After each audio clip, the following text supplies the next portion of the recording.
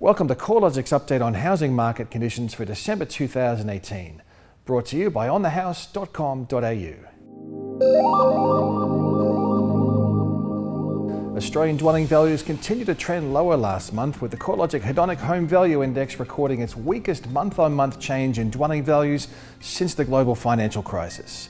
National dwelling values slipped 0.7% lower over the month, led by larger falls in Sydney and Melbourne, where the pace of decline is accelerated. Nationally, dwelling values are down 4.2% since peaking in October last year, reducing back to levels last seen in December 2016.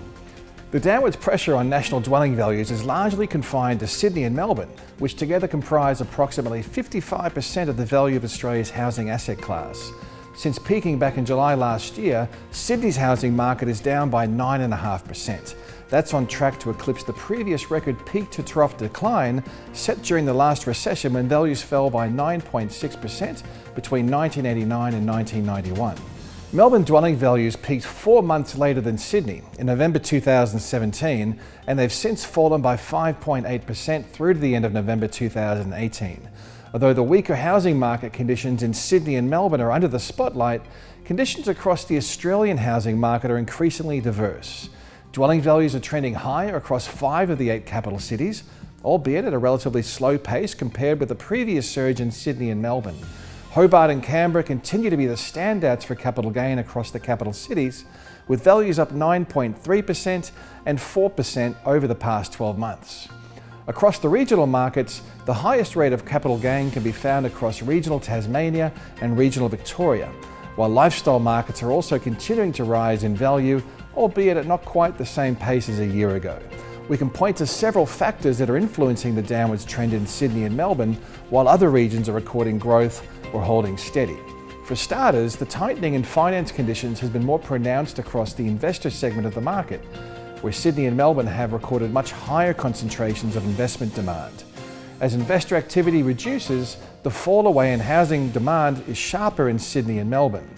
Additionally, housing affordability constraints are more pronounced in these markets, and rental yields are substantially lower, indicating an imbalance between rental values and dwelling values.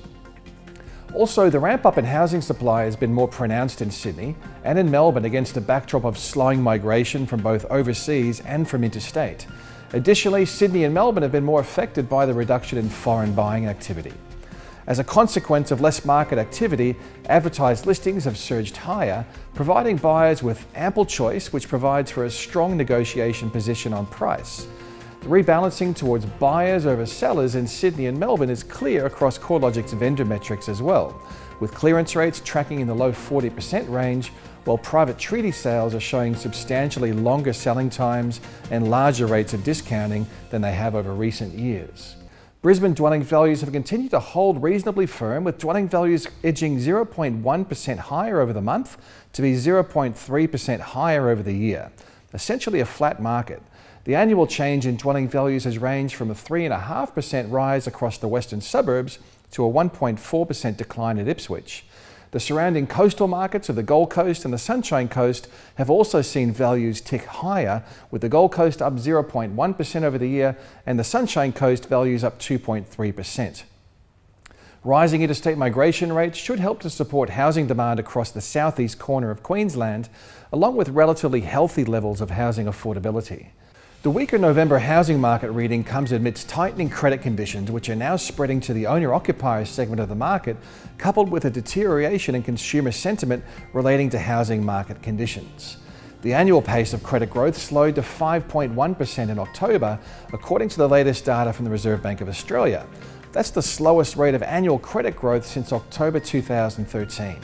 While annual credit growth for investment purposes has trended down to new record lows for some time, owner-occupier credit growth is now rising at the slowest annual rate since November 2015.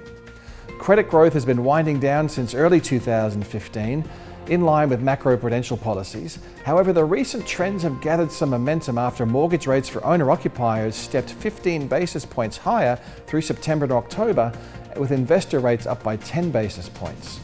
The disincentive of higher mortgage rates has been compounded by tighter credit policies and increased scrutiny of borrowers' overall debt levels, as well as their incomes and their expenses. Weaker consumer sentiment towards the housing market is also a factor in slowing the level of participation in the housing market. Westpac's House Price Expectations Index tracked to an equal record low over the past 3 months. Such a weak level of sentiment is likely to be weighing on the decision-making process for high-commitment purchases, such as purchasing a residential property. Investor sentiment may be being weighed down by the potential for changes to taxation policies related to housing should there be a change of government next year. A negative gearing rollback looking to exclude established dwellings could diminish demand across the resale market, with less investment demand for properties with low rental yields. The halving of capital gains tax concessions would likely provide further disincentive for investment as well, on top of weak prospects for capital gains, premiums on investment mortgage rates, low rental yields, and fewer depreciation benefits.